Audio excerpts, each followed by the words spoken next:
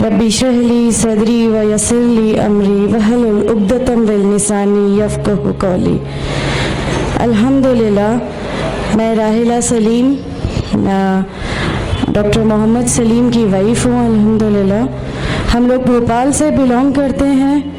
मेरे हस्बैंड ने पहले इस्लाम कबूल किया, एक जैन फैमिली से बिलोंग करते हैं। मैं अग्रवाल फैमिली से थी।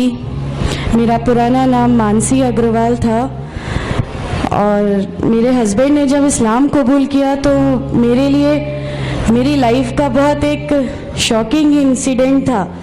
मैंने फर्स्ट टाइम किसी को पहली बार मैंने किसी को नमाज़ पढ़ते हुए देखा। मैंने अचानक ही अक्सर करके एक पर्टिकुलर टाइम होता था और ये घर से कहीं चले जाते थे और मैं इनसे पूछती थी कि आप कहाँ जाते हैं, तो ये रिप्लाई करते थे this is none of your business, you have to do your job.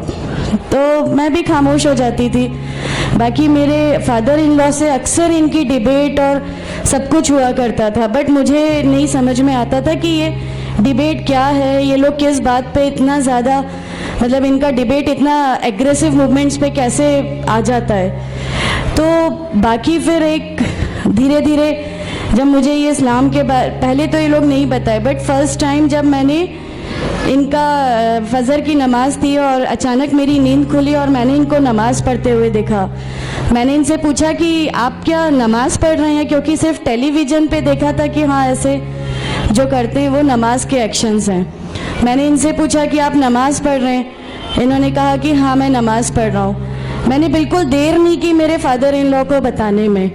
मैं रूम से बाहर निकल के और मैंने सबसे पहले उनको बताया कि पापा जी आज ही इनको मैंने नमाज़ पढ़ते हुए देखा। तो उन्होंने मुझसे कहा कि ठीक है खामोश रहो, अभी किसी से कहना नहीं, हम देखेंगे क्या कर सकते हैं।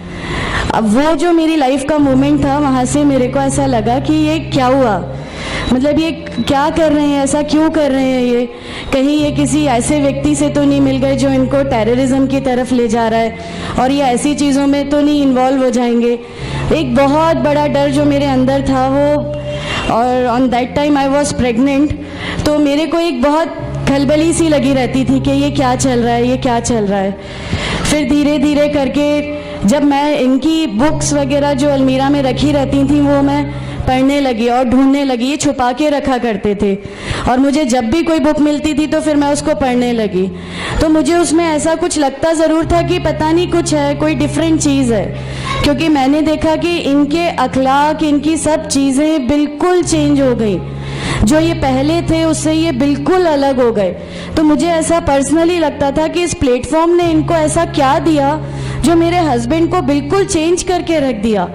मतलब अल्हम्दुलिल्लाह ये उस समय कोशिश करते थे कि जो नबी की सुन्नतें हैं, जो हमारे नबी सल्लल्लाहु अलैहि वसल्लम ने किया, अपनी वाइफ की मदद करना, अपनी वाइफ के साथ किस तरह उसके हुकूक की अदायगी करना, ये सब कुछ वहाँ अल्हम्दुलिल्लाह करने लगे। और मुझे जो इनका ये ड्रास्टिकल चेंज था, जो इनको इस प्लेटफॉर्म पे आए हुए 6 मंथ्स या 1 ईयर हुआ होगा, वो देख के मेरे लिए एक बहुत बड़ा एक सरप्राइज था कि ये क्या हुआ। फिर उसके बाद मुझे लगा कि नहीं, मैं भी अब इसको जानती हूँ, मैं भी अब पढ़ूंगी। और फिर मैं अपने फादर इन लॉ और इनकी डिबेट सुनने लगी। तो जैनिज़्म में गॉड कॉन्सेप्ट है ही नहीं।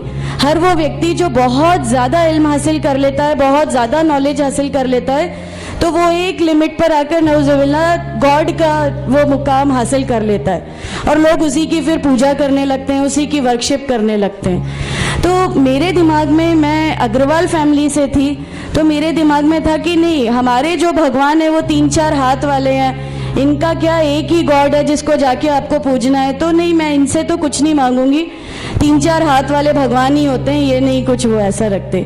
तो वहाँ से एक थोड़ा सा डिस्ट्रैक्शन मेरे को गॉड कॉन्सेप्ट का आया। और ईश्वर है जो इस दुनिया को चला रहा है, ये हमेशा मेरे एक जहन में रहता था। तो मुझे मेरे फादर इन लॉ कहीं ना कहीं उस प्लेटफॉर्म पे आके गलत लगने लगे कि नहीं, ये जो कह रहे हैं वो सही है और इनकी जो डिबेट है उसका एंड जो है वो ये सही है। फिर धीरे धीरे करके मुझे इनकी चीज़ों पे यकीन आने लगा अल्हम्दुलिल्लाह। फिर हमारे एक फैमिली फ्रेंड है, उनके यहाँ ये मुझे ले गए। वहाँ पर किसी ने मुझसे कहा कि मैं बहुत बुज़ुर्ग हो चुका हूँ, कलीम सिद्दीकी शायद हैं, कलीम सिद्दीकी साहब है, मुझे उनका नाम ध्यान नहीं है अच्छे से। बट उन्होंने मुझसे कहा बेटा मैं बहुत बुजुर्ग हो चुका हूँ, मैं चाहता हूँ तुम कलमा पढ़ लो, मेरी ज़िंदगी रहे ना रहे, मैं आपसे मिलूँ ना मिलूँ, तो आप कलमा पढ़ लो। तो अल्हम्दुलिल्लाह मैंने कलमा पढ़ लिया। कलमा पढ़ने के बाद भी जब हम घर लौट रहे थे तो मैंने इनसे कहा कि मैंने सिर्फ अभी कलमा पढ़ा, अभी आप ये मत समझिएगा कि मेरे को सब समझ में आ गया और मैं इस चीज़ को मान लूँगी। इन्होंने कहा नहीं, तुम्हारी मर्ज़ी, किसी में कोई फोर्स नहीं है। तो अल्हम्दुलिल्लाह अल्लाह ताला का एहसान है, उस कलमे की ताकत थी। और ये हमेशा कहते थे तुम्हें कोई दुआ मांगनी है तो तहज्जुद में मांगा करो। तहज्जुद का जो टाइम होता है वो बहुत कीमती होता है और उसमें अल्लाह ताला सबकी दुआएं कबूल करता है। इन्होंने मुझे एक दुआ सिखाई थी कि तुम एक दुआ मांगो कि या मेरे रब, अगर मेरा हस्बैंड गलत रास्ते पर है तो उसको सही रास्ते पे ले आ, और अगर मैं गलत रास्ते पे हूँ तो मुझे सही रास्ता दिखा दे। अल्हम्दुलिल्लाह मैं ये दुआ कंटिन्यू मांगती थी। एक बार मेरी नींद अल्हम्दुलिल्लाह तहज्जुद में खुली और बस मैं नॉर्मल जैसे एक ध्यान करते हैं वैसा मैं बैठ गई और अपने आप अचानक दिल चाहा कि बस सजदा करूं। मेरी ज़िंदगी का वो पहला सजदा था और उस बहुत लंबा सजदा था और उस सजदे में मैंने मेरे रब से क्या क्या मांग लिया मुझे भी नहीं याद है। और उस समय मुझे ऐसा फील हो रहा था जैसे अल्लाह ताला खुद मुझसे बात कर रहा है, अल्लाह मेरे सवालों का जवाब खुद दे रहा है। अल्हम्दुलिल्लाह बस उसके बाद तो ऐसा लगा कि नहीं, इस्लाम हक है और इस्लाम पे ही चलना है। उसके बाद फिर बहुत सारी परेशानियां लाइफ में आई, सब कुछ आया, बट अल्हम्दुलिल्लाह अल्लाह का एहसान है कि अल्लाह ताला ने हर परेशानी, हर चीज़ को ऐसे ले लिया कि हम लोगों को कभी एहसास ही नहीं होने दिया कि ये कोई परेशानी थी। ऐसा लगा कि अल्लाह की पूरी राह में हम लोगों को रिवार्ड ही मिलना है इस चीज़ का और अल्लाह हमें इसका रिवार्ड ही देता चला जाएगा। अल्हम्दुलिल्लाह बस उस समय से शुरुआत हुई थी दीन इस्लाम की। अल्हम्दुलिल्लाह आगे चल के परेशानियाँ, तकलीफ़ें हर रिवर्ट की ज़िंदगी में आती हैं, लेकिन मैं हर रिवर्ट बहन से ये कहना चाहती हूँ कि अल्लाह की खातिर आप लोग इस दीन में आए हैं, किसी और चीज़ के लिए नहीं आए। तो अल्लाह ही की खातिर इन परेशानियों को भी झेलिए, अल्लाह ही की खातिर झेलिए। अल्लाह ताला अगर आप लोगों से माशाअल्लाह, मैं जब घर से निकली, जब हमारे फादर इन लॉ ने हमें घर से निकाला, मेरे बच्चे की, छोटा बच्चा था, छोटे वाले की सिर्फ एक दूध की बोतल थी, इसके अलावा कुछ भी नहीं था। मैं जॉब करती थी, मैंने अपने छोटे बेटे को माँ के यहाँ छोड़ के जाया करती थी। मेरे मम्मी पापा बहुत ज़्यादा मतलब हम लोगों से डिटैच नहीं हुए थे, एक मोहब्बत थी उनको हमसे, तो उस मोहब्बत के कारण मतलब उन लोगों ने कभी हमारा उस लेवल तक अपोज नहीं किया जो इन लॉज की तरफ से आया। तो जब मैं मेरे मायके गई और मैंने अपने बच्चे को लिया और मैंने कहा कि माँ हमने वो घर छोड़ दिया, हमें उस घर से उन लोग निकाले, ऐसा करके माँ है बहुत रोई, तुम लोग क्यों ऐसा कर रहे हो, क्या करोगे, कैसे रहोगे, दोनों छोटे बच्चे हैं, क्या होगा।